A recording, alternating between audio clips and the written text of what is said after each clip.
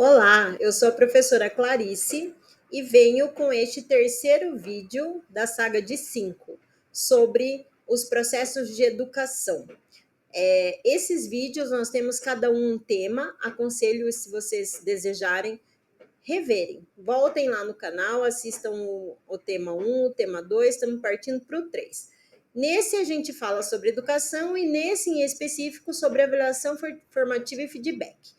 Então, quando a gente fala sobre avaliação formativa, a gente vê que a avaliação formativa ela é um processo contínuo que ocorre durante o aprendizado. Então, a gente tem o objetivo de identificar as dificuldades, ajustar as estratégias e apoiar o desenvolvimento do estudante. Então, vamos conversar um pouquinho mais sobre isso. O livro escolhido é o Ensinar, Avaliar e Aprender no Ensino Superior, com as perspectivas internacionais. As coordenadoras são a Marília Cid, a Núria Rajadel e Graça dos Santos. Então, a gente vai continuar conversando um pouquinho sobre esse assunto. Diferente da avaliação somativa, nós temos aqui, né, porque na avaliação sumativa, ela ocorre ao final de um ciclo. A formativa visa promover melhorias ao longo do percurso. E dentro disso, nós temos o feedback, que é uma parte essencial desse processo, fornecendo aos alunos as informações sobre o seu desempenho, as orientações para aprimorar suas habilidades. E esse feedback, claro, ele é sempre eficaz.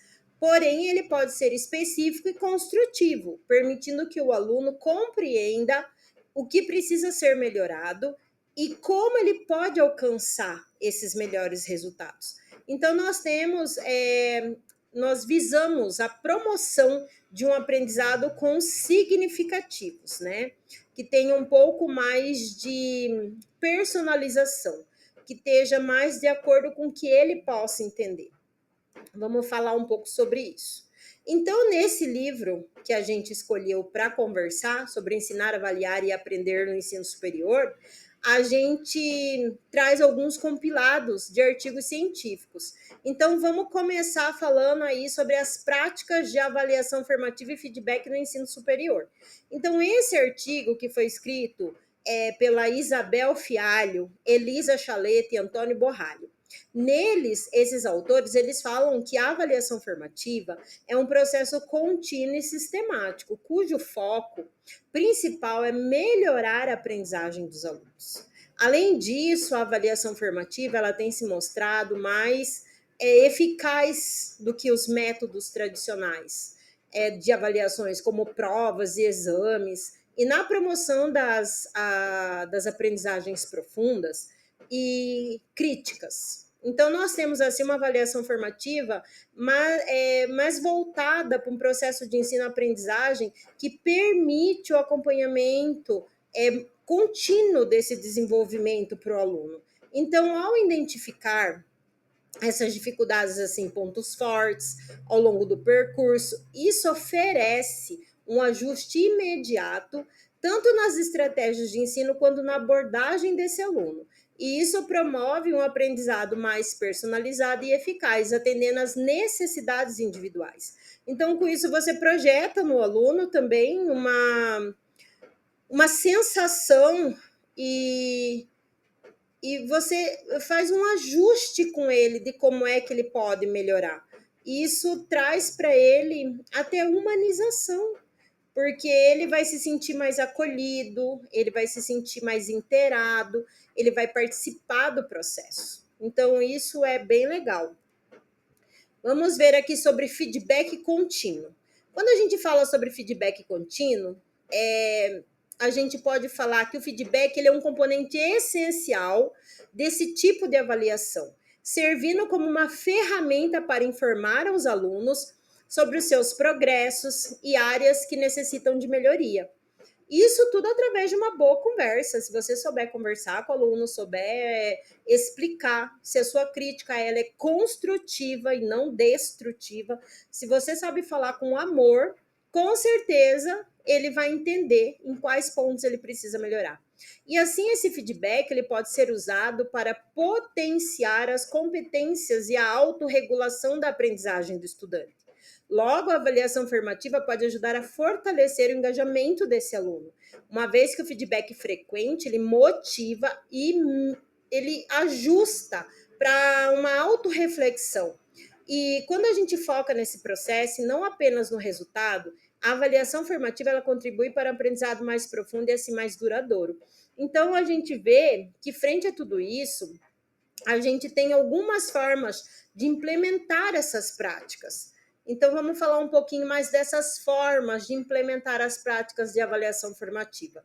Nós temos aí o feedback oportuno e construtivo, que é o feedback importante na avaliação formativa, que ele deve ser específico, focado nos critérios de avaliação e oferecido de maneira que os alunos possam entender o que fizeram de bom e o que precisam melhorar.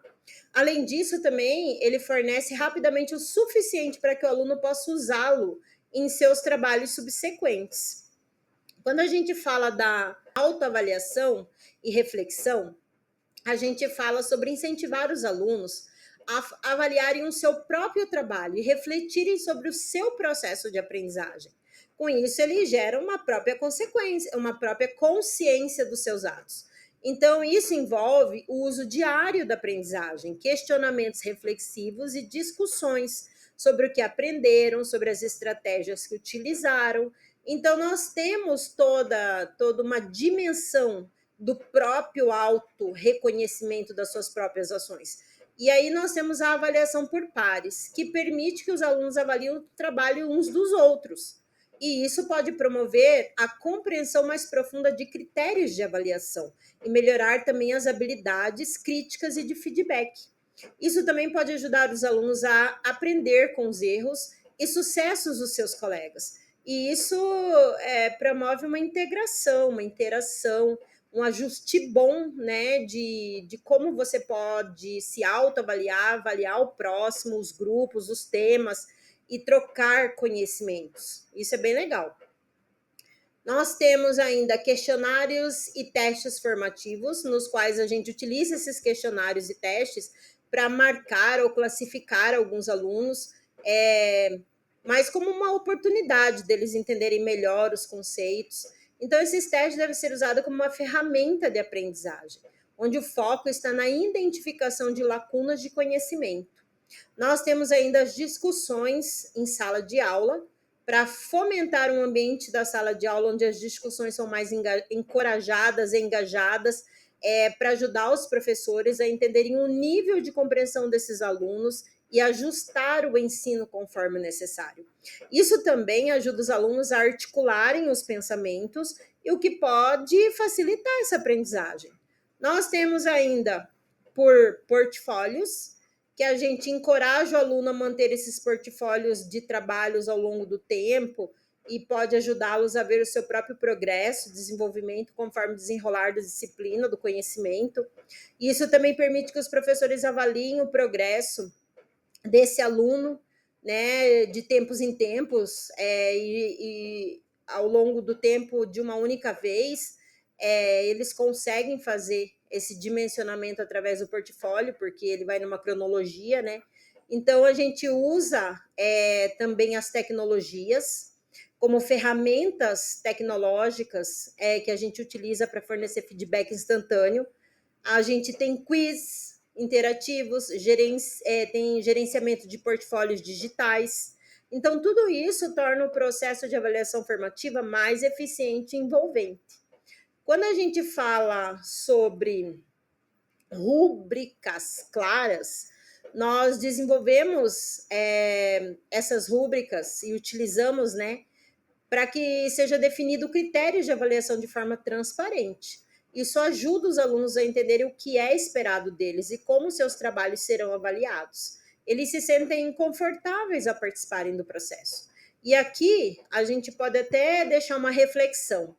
A gente implementa essas estratégias que requerem uma mudança de mentalidade, tanto para o professor quanto para o aluno, porque o foco da avaliação ele muda de julgar para aprender.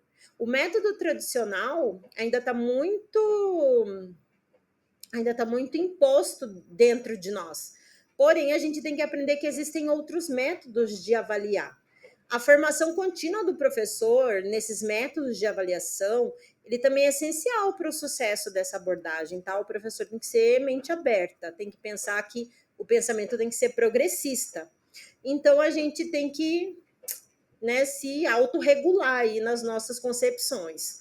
Então, a gente vai falar agora sobre formação contínua dos professores em métodos de avaliação formativa. Então, quando a gente fala desses métodos, a gente vai falar sobre workshops, seminários, organizar esses workshops e seminários regulares que focam em técnicas específicas de avaliação formativa. Essas sessões, elas podem ser conduzidas por especialistas no assunto ou por professores experientes que já utilizam essa prática com sucesso. Veja, são tantas as formas da gente realizar as avaliações, né? Vamos ver se a gente tem mais algumas delas. Formação no local de trabalho.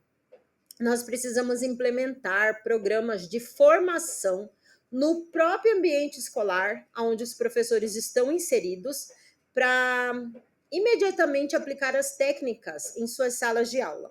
Isso pode incluir sessões de coaching ou de mentoria, onde professores mais experientes auxiliam outros professores a desenvolverem e implementarem práticas de avaliação formativa. Nós temos também a comunidade de práticas. Então, a gente tem as comunidades dentro das escolas ou entre várias instituições, onde os professores compartilham essas experiências, esses desafios, esses sucessos. Então, essas comunidades podem se reunir regularmente para discussões e para trocar recursos e estratégias.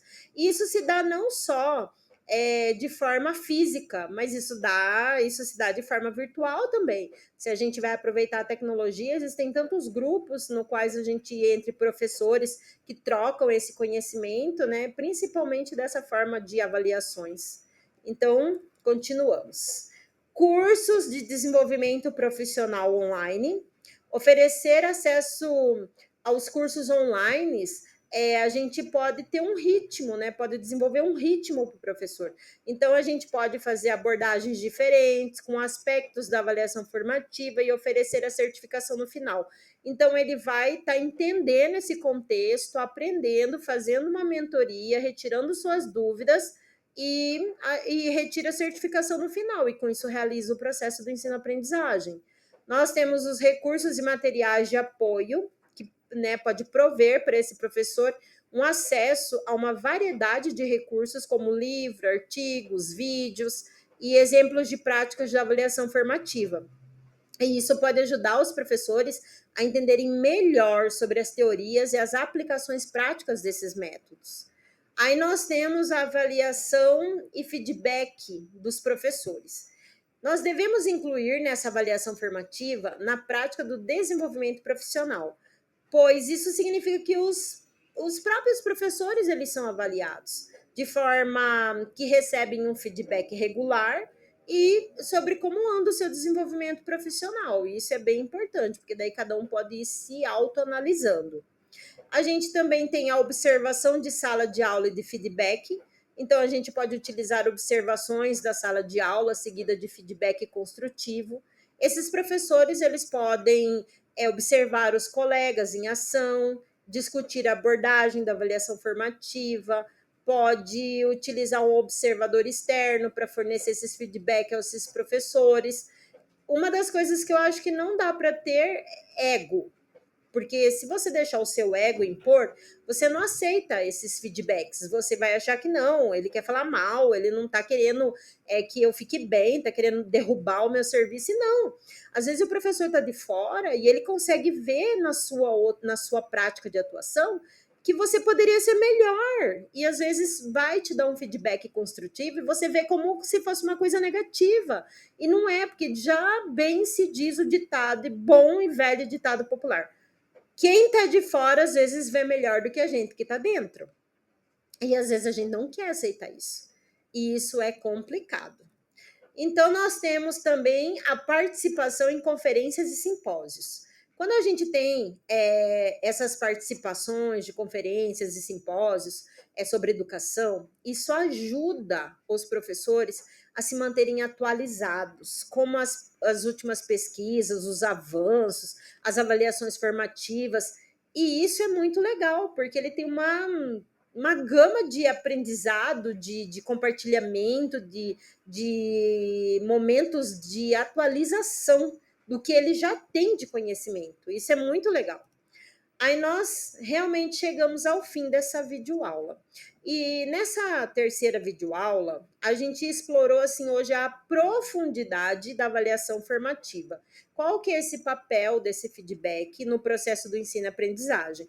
Nós vimos como que essa abordagem continua e ela é sistemática, principalmente porque ela proporciona um aprendizado personalizado. Então nós temos ali um aprendizado mais focado no desenvolvimento do aluno ao longo do percurso e não apenas nos resultados finais.